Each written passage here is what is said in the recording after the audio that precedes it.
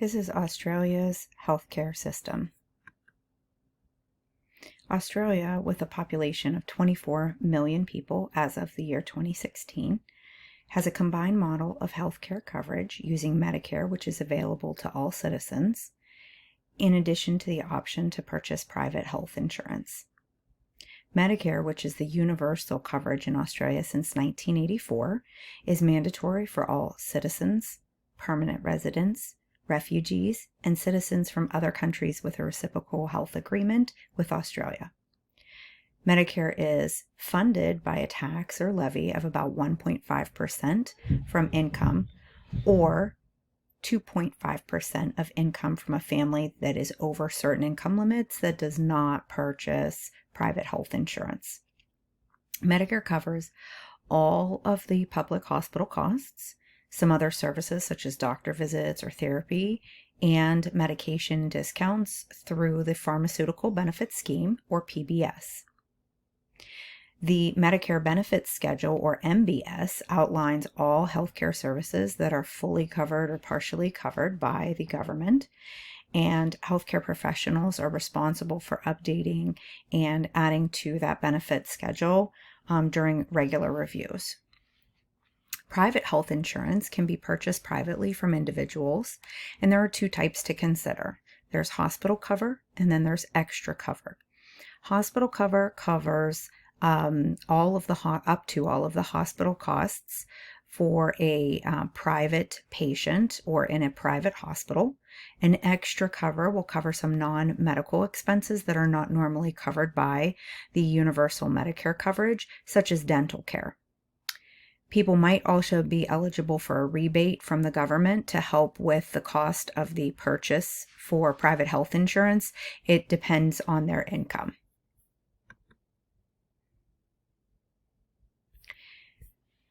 The health system is funded by all levels of the government: private health plans, non-government organizations, and patients.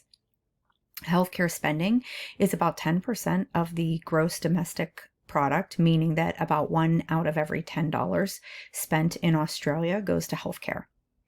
According to the Department of Health and Aged Care, Australia spent about $181 billion on health in the years 2016 to 2017, with the government providing 68% of that funding.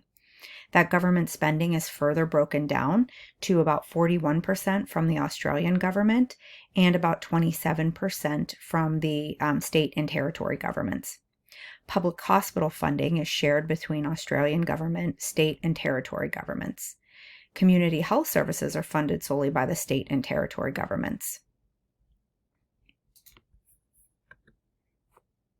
The Organization for Economic Cooperation and Development compares specific health statistics across member countries, and you can see here where Australia rates in several very important categories for health. Australia ranks very desirably for life expectancy at birth and deaths due to diseases of the circulatory system, as well as the perceived health status of its citizens. Australia is in sort of a middle ranking as far as it comes to infant mortality and tobacco smoking, and is in a lower ranking when it comes to overweight and obesity, apparent alcohol consumption, and the incidence of cancer. There are two different groups of main groups of people in Australia, and there is a very vast disparity between the two of them.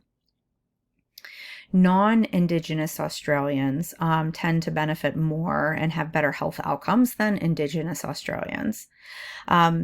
There has been noted large socioeconomic and inequalities that were recognized by the Australian government, and that is very evident when you are looking at the life expectancy of the two populations. Indigenous Australians have a life expectancy of about 71 to 75 years as of the year 2022, whereas non-Indigenous Australians tended to live on average 10 years longer. Their life expectancies are about 81 to 85 years. There has been some progress in closing that gap, although it's clearly evident that a lot more progress is needed to be able to fully close that gap. Access to health insurance, which, all Australians have access to health insurance, but it doesn't always mean access to care. For example, in the year 2013, 18% of Australians waited 2 or more months for a specialist appointment. 10% of Australians waited at least 4 months for an elective surgery. 16% had access issues due to cost. And then another 16% of sick adults did not have a comprehensive review by a healthcare professional of their prescriptions. 21% of Australians had care coordination issues after a hospitalization, and 41% of Australians had a gap in discharge planning. The hospitals in Australia are split almost evenly into public and private hospitals. There are 695 public hospitals and 657 private hospitals. According to the Australian Institute of Health and Welfare's Australia Health 22 in brief, there were 2.5 hospital beds per every 1,000 people, and that number has decreased yearly by about 0.9% every year. Government responsibilities are fairly split for healthcare in Australia.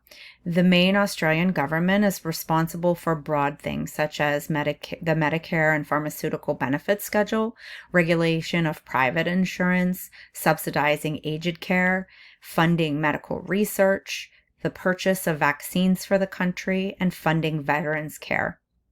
State, territory, and local governments are responsible for such things as managing and administering the public hospitals, delivering preventative care, ambulance services, and licensing healthcare facilities like hospitals, as well as funding and managing mental health. The two government types share responsibilities for funding public hospital services, preventative services like cancer screenings, accreditation of health professionals like physicians, and funding palliative care. Australia's Department of Health and Aged Care develops and delivers the health policies and programs, working with a wide range of healthcare stakeholders. You can see here that the healthcare system in Australia is vastly different than the healthcare system in the United States, and that universal care in Australia does not necessarily mean that there are no gaps in healthcare. Thank you.